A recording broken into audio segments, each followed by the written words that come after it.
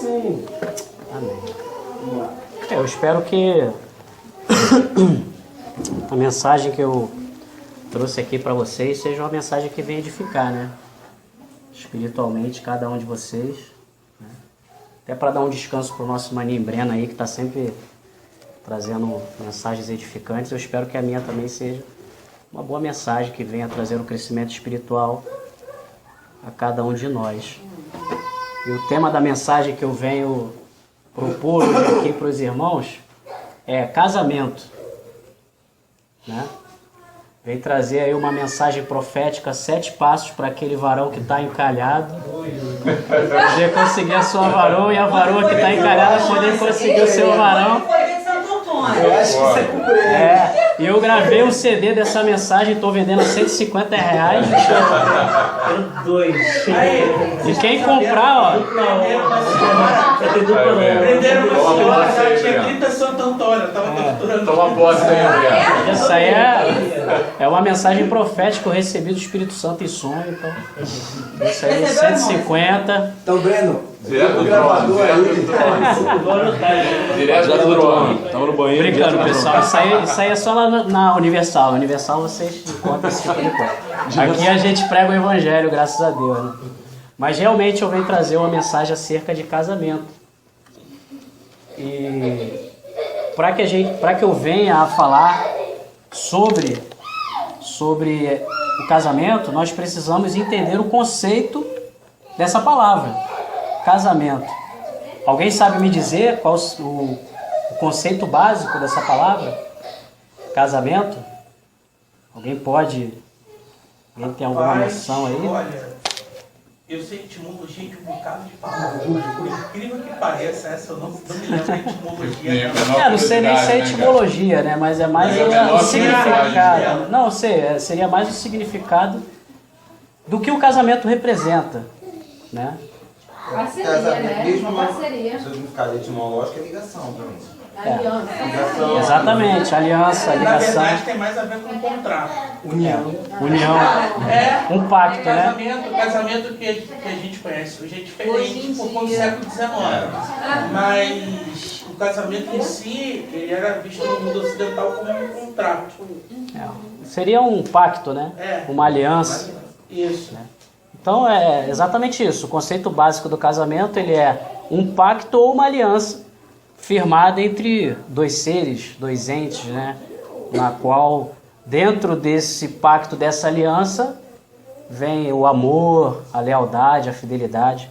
Né? Nós vemos o casamento como um princípio divino, né? Lá em Gênesis, quando Deus ele fala lá, registrado em Gênesis, deixará o homem seu pai e sua mãe, se unirá à sua mulher, tornando-se os dois uma só carne. Nós vemos o casamento sendo adotado dentro da sociedade, né, ao longo da história, né, como algo importante para o bem-estar comum e coletivo, o crescimento ali da natalidade, né? Nós vemos o casamento, diversas referências sobre o casamento dentro da Bíblia, da Escritura, né? E como toda a sociedade, a Escritura ela traz relatos históricos sobre a sociedade judaica. Também existia diretrizes acerca do casamento na sociedade judaica, regido pela lei mosaica, a lei de Moisés. E nós vemos a importância do casamento para Deus a ponto de Cristo se colocar como noivo e a igreja como a sua noiva. E é justamente sobre esse casamento que eu venho falar, né? Sobre esse casamento ao qual Cristo se põe como noivo e a igreja como noiva. E esse casamento, o Evangelho me afirma que é uma nova aliança, né? Um novo pacto firmado entre Deus e o homem, da qual Cristo é o centro, né, desse casamento. Mas ora, se existia uma nova aliança, se existe hoje uma nova aliança, é porque antes existia uma antiga aliança, um antigo casamento, um antigo pacto. Existia um antigo pacto na qual a Escritura vai dizer que esse antigo pacto seria regido pela lei, né, de Moisés. E um novo pacto hoje regido pela graça através de Cristo Jesus.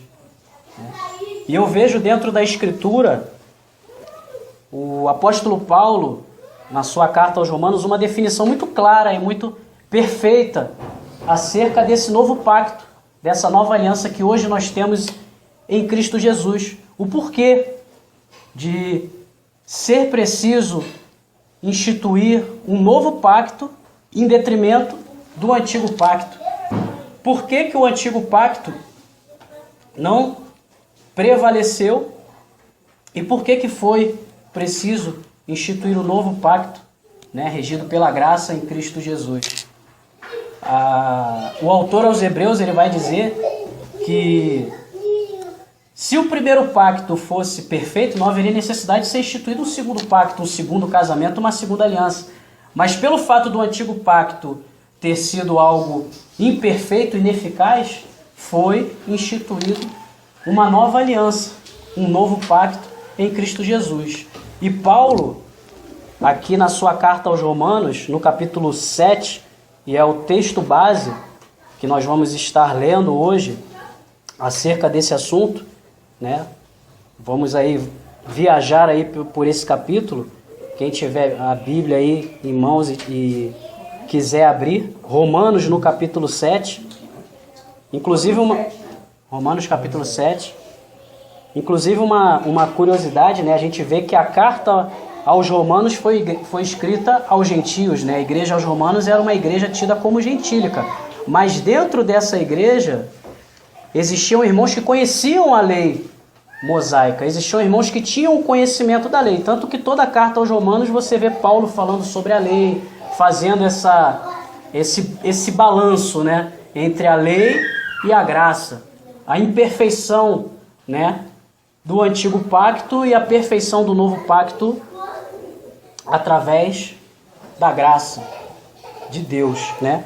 Inclusive, né, esses irmãos que viviam nessa comunidade, tem até um irmão lá no final do capítulo aos Romanos, Paulo, ele vai, na sua saudação final, ele vai saudar, né, vai citar Rufo, né, que era um dos filhos de Simão Cirineu, que era um daqueles que carregaram a cruz de Cristo no momento da crucificação, mostrando que existia, né, irmãos dentro da igreja em Roma que tinham o entendimento da lei, e é justamente a esses irmãos, principalmente, que Paulo vai falar, né, acerca desse antigo pacto e por que foi preciso um novo pacto, até para conscientizar aqueles irmãos que não tinham conhecimento da lei, mas que hoje abriram o seu coração para receber a graça divina em Cristo Jesus. Então aqui no capítulo 7, Paulo vai começar falando, né, a esses irmãos que conhecem a lei: porventura ignorais, irmãos, pois falo aos que conhecem a lei, que a lei tem domínio sobre o homem toda a sua vida. Ora, se você está debaixo da lei, essa lei tem domínio sobre toda a sua vida. Aí ele vem falando acerca do casamento, regido pela lei mosaica. No versículo 2, ora, a mulher casada, ela está ligada pela lei ao marido, enquanto ele vive. Mas se o mesmo morrer, desobrigado ficará da lei conjugal. Então a mulher, ela, enquanto permanece atrelada nesse pacto, nessa aliança com esse marido, ela está obrigada a seguir todas as normas e os preceitos desse pacto, dessa aliança. Mas se esse marido vier a morrer, ela fica desobrigada da lei conjugal. No versículo 3, de sorte que será considerada adúltera, se vivendo ainda o marido, unir-se com outro homem. Porém, se morrer o marido, estará livre da lei, e não será adúltera se contrair novas núpcias. Ora, se a mulher continuar casada e atrelada numa antiga aliança e querer casar-se com outro, e querer se juntar com outro, logicamente ela comete um adultério. Ela comete um adultério. Mas se o marido morrer, ela fica desobrigada e pode casar-se novamente numa nova aliança, num novo pacto. E é essa escolha que nós devemos fazer: ou ficar no antigo pacto, ou ficar com um novo pacto. Se ficarmos entre os dois pactos, escolhendo os dois, seremos considerados adúlteros, tanto de um lado quanto de outro. E no versículo 4, Paulo ele faz essa analogia entre o casamento segundo a lei e o nosso casamento na graça com Cristo. No versículo 4 ele fala: assim, meus irmãos, também vós morrestes relativamente à lei, morrestes relativamente a esse antigo pacto, da qual estávamos atrelados por meio do corpo de Cristo, através do sacrifício de Cristo na cruz. Esse antigo pacto, esse antigo casamento foi morto. E hoje nós estamos num novo casamento, num novo pacto, através desse sacrifício de Cristo. É isso que ele está falando aqui. E através desse sacrifício de Cristo, nós morremos relativamente à lei para pertencermos a outro, a saber, aquele que ressuscitou dentre os mortos, a fim de que frutifiquemos para Deus. Então Paulo está falando aqui justamente isso, que hoje nós morremos para esse antigo pacto, para esse antigo casamento, e estamos agora atrelados a um novo pacto, a um novo casamento. Mas por quê? Por que foi necessário morrer para o primeiro pacto, para a primeira aliança, a antiga aliança, que é a lei, para que pudéssemos ressurgir num novo pacto, numa nova aliança, que é a graça? Ora, as normas do primeiro casamento, do primeiro pacto, dizem o seguinte: se você quer andar nesse pacto, se eu não me engano, acho que é em Coríntios que Paulo ele escreve isso, se você quer andar nesse pacto, observe à risca todos os preceitos, não sei se é em Gálatas ou se é em Coríntios, é alguma dessas cartas dele, né? Aí ele fala: se você quer viver de acordo com a lei ou com esse antigo pacto, observe todos os preceitos desse pacto. Você não pode falhar em nenhum, porque se você falhar em um, você será réu de todos. Essa era a norma do primeiro casamento, o contrato regido pelo primeiro casamento, pela antiga aliança. E Paulo ele vai dizer aqui, ainda no capítulo 7, o quão ineficaz era esse tipo de contrato. E por que era ineficaz? No versículo 7, ele vai dizer o seguinte: que diremos, pois? É a lei pecado? Esse antigo pacto, essa antiga aliança sendo ineficaz para nós, é pecado? É porque era pecado? De modo nenhum. Ele vai dizer: mas eu não teria conhecido o pecado, senão por intermédio da lei, pois não teria conhecido a cobiça se a lei não dissera não cobiçarás. Ora, eu não tinha conhecimento do que eu podia ou não fazer, mas a partir do momento que os preceitos dessa antiga aliança foi estabelecido, eu tomei conhecimento daquilo que eu deveria observar para que eu pudesse me justificar, salvar-me a mim mesmo, através dos meus próprios esforços, através da minha autoprodução. Observando todo esse preceito, eu salvaria a mim mesmo. Então a lei, segundo Paulo, ela não é pecado, ela era boa. Mas ela traz esses mandamentos e essas regras das quais eu não conhecia. E eu passei a tomar conhecimento. E no versículo 8 ele diz justamente o porquê essa lei ela se torna ineficaz. Porque no versículo 8 ele diz: mas o pecado, tomando ocasião pelo mandamento, despertou em mim toda sorte de concupiscência. Ora, ele vai dizer que o pecado, que aquilo que nós herdamos lá no princípio, em Adão, despertou em mim toda sorte de concupiscências a partir do momento que eu tomei conhecimento do que podia ou não podia fazer. Aquela frase, né? O proibido é sempre mais gostoso. Foi mais ou menos isso que aconteceu em nós, devido àquilo que está dentro de nós e que nos impulsiona ao erro, nos impulsiona à falha. Por mais que eu conheça aquilo que eu não deva praticar ou aquilo que eu deva praticar, esse pecado, tomando ocasião pelo mandamento, despertou em mim toda sorte de desejo carnal. toda sorte de concupiscência, né? Então no versículo 9 ele vai dizer: outrora sem lei eu vivia, mas sobrevindo o preceito, reviveu o pecado e eu morri. Ou seja, sem lei eu vivia, sem o conhecimento da lei, mas sobrevindo o preceito, aquilo que Deus estipulou, né, do que podemos ou não podemos fazer, reviveu o pecado em mim, o pecado que estava dentro de mim adormecido, este foi revivido e eu acabei morrendo, porque eu não tenho condições de observar à risca todos os preceitos da lei. E no versículo 10 ele vai dizer: o mandamento que me fora para a vida, verifiquei que o mesmo se me tornou para a morte. Porque essa lei que instituída por Deus, que é justo e lei boa e santa, ela acabou se me tornando morte, porque eu sou mau.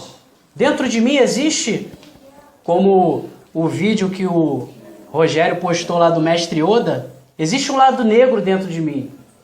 Existe um lado negro dentro de mim, que no filme do Star Wars ele vai dizer que é o lado sombrio da força. Na Bíblia diz que é o pecado, né?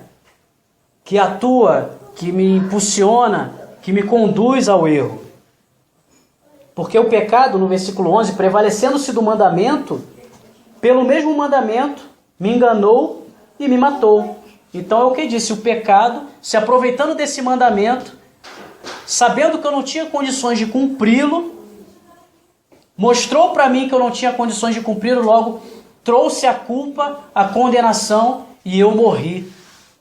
Morto em meus delitos e pecados, como Efésios capítulo 2 Paulo vai dizer. Então a lei ela serviu unicamente para avultar a culpa, avultar a ofensa, para me condenar e para me acusar. Esse antigo pacto, esse antigo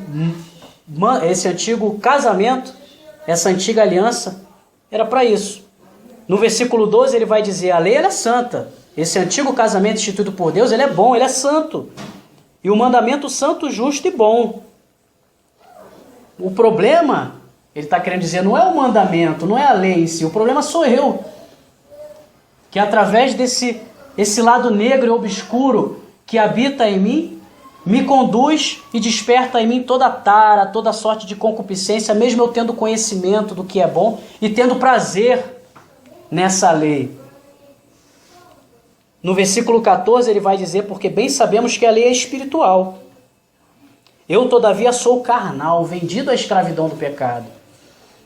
Então esse pecado que me escraviza, que me acusa, que me condena, é esse pecado que me impulsiona para a morte e que me torna um ser carnal.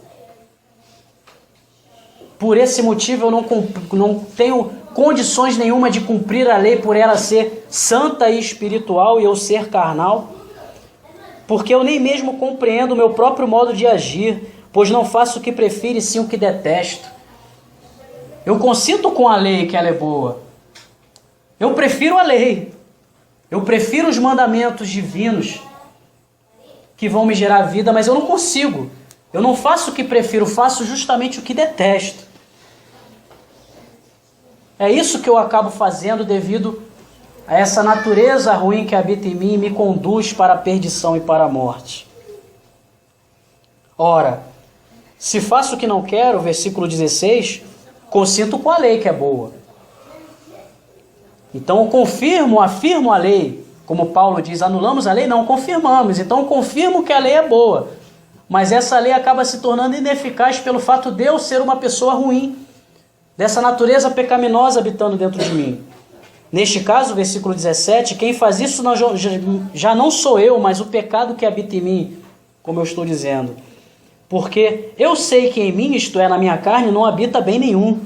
Pois o querer o bem está em mim, na minha mente, no meu espírito, o querer o bem está em mim, não porém o efetuá-lo, porque a minha carne desperta toda sorte de concupiscências e acaba me conduzindo ao erro, à culpa, à falha, mostra toda a minha falibilidade, todas as minhas falhas e meus defeitos. Mas se eu faço o que não quero, versículo 20, já não sou eu quem faz, e sim o pecado. Então, ao querer o bem, encontro a lei de que o mal reside em mim. Então, o pecado, tomando ocasião dos preceitos da lei, mostrou para mim que eu não tenho condições de cumpri-la na sua totalidade, ou seja, não tenho condições de me justificar através dos meus atos, dos meus próprios esforços, pelo fato desse pecado habitar em mim, mostrando que esse mal reside em mim. Porque no tocante ao homem interior, versículo 2, eu tenho prazer na lei de Deus, mas vejo nos meus membros outra lei que, guerreando contra a lei da minha mente, me faz prisioneiro da lei do pecado que está nos meus membros. Então existe um conflito dentro de nós, um conflito presente em nós, em que eu conheço o que eu devo fazer, as coisas boas que eu devo fazer, mas eu não consigo, porque existe um conflito dentro de mim, que é o pecado e o mal que habita em mim. Aí no versículo 24 ele vai dizer: desventurado homem que sou, infeliz. Eu sou um infeliz, eu mereço a morte. É isso que eu mereço. Quem me livrará desse corpo? Quem me livrará do corpo dessa morte? Porque é isso que eu mereço. Eu mereço a morte. Eu mereço a condenação. Porque eu sou culpado de tudo aquilo que eu faço devido ao pecado que habita em mim. Logo, como que eu vou ser salvo? Como que eu vou me justificar? Através dos meus próprios méritos e dos meus próprios esforços? É impossível. É impossível porque existe dentro de mim um mal que me impulsiona a cometer toda sorte de concupiscências e de erros. E por esse motivo, Paulo vem de maneira perfeita mostrando o quão ineficaz era esse antigo pacto, essa antiga aliança. O quão ineficaz, e essa antiga aliança serviu apenas para me mostrar isso. A ineficácia dela, para que hoje nós pudéssemos descansar num novo pacto, numa nova aliança. Então, esse antigo pacto morre de uma vez por todas para nós. E no versículo 25, Paulo vai dizer graças a Deus por Jesus Cristo. Porque se ele terminasse no versículo 24, toda a humanidade estaria perdida, caída, destruída, o mal teria vencido, o pecado prevalecido. Mas no versículo 25 ele vai dizer, é um brado, eu creio que é um brado de alívio. Graças a Deus por Jesus Cristo, nosso Senhor. De maneira que eu de mim mesmo com a mente sou escravo da lei de Deus, mas segundo a carne da lei do pecado. Então está presente esse conflito dentro de nós. Mas se nós crermos nesse novo pacto, nessa nova aliança, da qual Cristo fez tudo, eu não precisei fazer nada. No antigo pacto eu precisava fazer tudo para que eu pudesse ser salvo, o que é impossível para mim. Mas no novo pacto eu não preciso fazer nada, porque Cristo fez tudo por mim. Porque sem derramamento de sangue não há remissão de pecados. Então Cristo, Deus encarnado, fez tudo por mim, está feito, está pronto, está consumado. Eu só preciso descansar nessas verdades e me voltar verdadeiramente para esse pacto, da qual eu sou salvo, não pelos meus próprios méritos, mas sim pela graça redentora e salvadora de Cristo. O que é a graça? A graça nada mais é que um favor imerecido. Eu não mereço essa salvação pelo fato de eu ser um homem mau. Mas Deus, independente disso, por amor a nós, nos entrega a salvação através da concreção da graça em Cristo Jesus, lá na cruz do Calvário. Então, a antiga aliança avultava a ofensa, avultava a culpa. A nova aliança me inocenta. A antiga aliança abundava o pecado em mim. A nova aliança superabunda toda a graça divina. A antiga aliança, o antigo casamento, me trazia peso, culpa, porque o pecado se aproveitava dessa antiga aliança para me condenar. A nova aliança me traz refrigério e paz e me absolve do juízo divino em Cristo Jesus. Então, como Paulo falou, se nós estamos agora num novo casamento, numa nova aliança, se nos atrelarmos à antiga aliança, cometemos adultério. E não devemos fazer isso, irmãos. Porque lá na igreja primitiva existia esse tipo de gente que queria adulterar contra a graça, pisar na graça, recosturar o véu da graça de Deus em Cristo Jesus.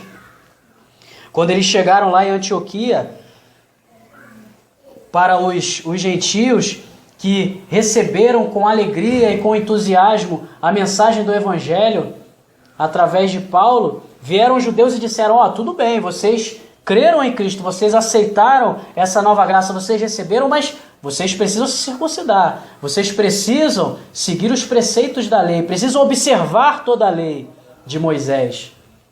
Então, assim como na igreja primitiva existia esse tipo de gente, hoje em nossos dias, infelizmente, ainda existe aqueles que adulteram contra Cristo e contra a graça de Deus, através de outras regras e outros preceitos, os dízimos, as campanhas, os sacrifícios de galinha, de despacho, e muitas outros tipos de sacrifício, da qual, faça isso que você conseguirá receber esse favor divino. Assim como o nosso irmão Felipe, algumas semanas atrás, pregou falando que Caim, através das suas autoproduções, daquilo que ele fez, se esforçou em plantar e cultivar aquilo tudo e achava que aquilo ali, eu estou por cima da carne seca, eu vou alcançar esse favor divino porque eu fiz tudo certo, tudo perfeito, está tudo aqui, E, ao contrário de Caim, o seu irmão Abel se conscientizou de quão miserável ele era, de quão infeliz ele era e de que ele merecia a morte, era o que ele merecia. E ele foi lá: eu mereço morrer, mas eu coloco esse cordeiro para morrer em meu lugar, Deus, porque eu não tenho nada de bom para te oferecer. Nada, por mais perfeito que pareça para mim que eu vá te oferecer, nada será suficiente para alcançar esse favor. Por isso, eu não alcanço o favor de Deus, senão eu não alcanço a graça de Deus, senão não seria um favor imerecido. Eu sou alcançado pela graça. O pacto é unilateral de Deus para comigo. É um pacto firmado por Deus a meu favor. Foi feito em meu favor. Então que possamos, irmãos, ter esse entendimento, essa consciência de que sem Deus nada somos e que tudo que foi feito em Cristo Jesus na cruz foi feito para que fôssemos salvos. Ao contrário da antiga aliança, eu não pratico boas obras para ser salvo, porque seria impossível. Na nova aliança, eu já estou salvo em Cristo Jesus pela graça, através da fé. E através dessa salvação, eu estou preparado em Cristo Jesus para toda boa obra, para assim praticar toda boa obra, sem recompensas, mas porque eu faço por amor, porque é natural de mim, porque o Espírito que está em mim, o Espírito Santo, vai me capacitando a cada dia nessa caminhada cristã. Então essa graça que me alcançou, essa graça qual foi alcançado, que me redimiu, que me salvou, que me libertou, é uma graça perfeita, a qual principados e potestades foram expostos ao desprezo, a qual o pecado e a morte foi envergonhado na cruz de Cristo. Porque mesmo eu sendo mau, Deus me aceita como sou e me salva através desse sacrifício perfeito e maravilhoso, sublime e santo, que é a graça de Deus em Cristo Jesus. Então hoje estamos nesse novo casamento, nesse novo pacto, da qual eu tenho que me conscientizar que não tem a ver com os meus próprios méritos. Por mais que eu faça coisas boas, nada disso será suficiente. A lei, como justificativa de salvação, morreu em Cristo, porque o fim da lei é Cristo para a justiça de todo aquele que crê. Justiça de todo aquele que crê. Então hoje eu sou justificado, já estou justificado com Cristo, como Paulo fala, e vivo não mais eu, mas Cristo vive em mim. E é através dessa nova vida que agora vivo pela fé, eu vivo no Filho de Deus, o qual me amou e se entregou a si mesmo por mim. Vivo nessa graça redentora, salvadora, apenas pela fé. E é claro, praticando boas obras, sim. Praticando o amor, sim. Exercendo o perdão, sim. Mas tendo a consciência de que isso não é para a minha salvação. Isso é por amor e gratidão a tudo aquilo que eu recebi de Cristo. Pela graça, um favor imerecido. Cristo fez por mim, sem esperar nada em troca de mim, porque sabia que eu não tinha nada para dar em troca. Assim também nós devemos fazer com o nosso próximo. Porque Deus estava em Cristo reconciliando consigo o mundo, não imputando aos homens as suas transgressões. E nos encarregou dessa mensagem de reconciliação, é o que o nosso maninho Paulo vai dizer. E se ele nos encarregou, nós devemos então transmitir essa mensagem de reconciliação para que outras pessoas tenham consciência de que não precisa mais os sacrifícios, não precisa mais se sentir culpado, não precisa mais se sentir condenado, para que essas pessoas tenham consciência do Evangelho, dessa plenitude da revelação em Cristo Jesus. E cada um de nós hoje temos essa responsabilidade. Nós que estamos aqui, conhecemos essas verdades, temos conhecimento dessa graça, que possamos transmitir essa graça àqueles que estão lá fora e que não têm esse conhecimento. E para concluir, em Mateus capítulo 17, nós veremos mais uma confirmação de que Cristo, ele é a expressão exata de Deus, única e definitiva dessa graça. Nós veremos aqui em Mateus, no capítulo 17, nesse momento da transfiguração, da qual Jesus tomou consigo Pedro, Tiago e João. Jesus, aqui no meu entendimento, Jesus simbolizando o noivo, o cabeça, e Pedro e Tiago e João ali simbolizando a igreja, subiu com Cristo até o alto monte. E Cristo, ele foi transfigurado diante deles. Então eles apareceram Moisés, que simbolizava ali a lei, e Elias simbolizando os profetas, todos aqueles que prepararam o caminho do Messias. E no versículo 5, nós vemos que Pedro falava ainda como quando uma nuvem veio e envolveu todo aquele lugar, e apenas uma voz dizia: "Este é meu filho amado, a ele ouvi." Chegou o momento, irmãos, nós ouvimos a Moisés, nós ouvimos a Elias, nós ouvimos a antiga aliança, o antigo pacto. Hoje, só precisamos ouvir a Cristo. Nessa nova aliança, aqui na transfiguração, Cristo estava mostrando, Deus estava mostrando em Cristo esse novo pacto que seria estabelecido na cruz. A ele ouvi a ele, tudo converge para ele. Moisés e Elias convergem para Cristo, tudo converge para a cruz, tudo converge para esse sacrifício. E aproximando-se eles de Jesus, Jesus se aproximando deles disse: "Erguei-vos, não temais." E eles levantaram os olhos, a ninguém viram senão a Jesus. Ora, eu vejo muito significado espiritual aqui. Porque a igreja, simbolizando Pedro, Tiago e João, não devem olhar mais para ninguém, mais para nada. Só viram Jesus, e é só Jesus que nós devemos olhar. Como o irmão Caio ele diz, Jesus ele é a chave hermenêutica de toda a compreensão e entendimento da Escritura. Eu não interpreto Jesus pela Bíblia, eu interpreto a Bíblia através de Jesus, porque nós devemos olhar só para Ele, é só para Ele. Ele é o símbolo desse novo pacto, dessa nova aliança. Sem Ele, nada está feito, nada está consumado, mas com Ele, tudo está feito, tudo está consumado.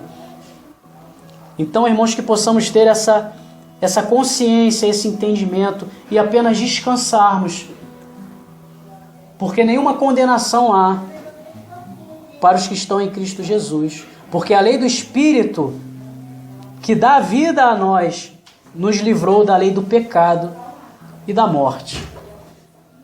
Amém, irmãos? Amém. Eu gostaria de fazer uma oração para terminar essa mensagem. Senhor Jesus, Muito obrigado. Muito obrigado, ó Pai, por essa nova aliança. Muito obrigado, Senhor, porque morremos definitivamente para o antigo pacto como justificativa de salvação e ressurgimos por meio do seu corpo, por meio do corpo de Cristo para um novo pacto, uma nova aliança, da qual eu tenho que apenas crer. Crer que está feito, crer que está pago, que está consumado e que foi feito em meu favor. Te agradecemos, ó Pai, por esse amor tão grande que eleva-me e que amarra-me a Ti. Tu realmente, Senhor, és tremendo. Amém. Porque apesar dessa glória que Tu tens, Tu te importa comigo, porque sou um desventurado homem. Infeliz homem eu sou. Mas graças a Ti, ó Pai, pelo nosso Senhor Jesus Cristo, que me dá a vida eterna e a salvação e a justificação e a absolvição e a justiça. Muito obrigado por tudo, Pai. Em nome do Senhor Jesus. Amém. Amém, Jesus.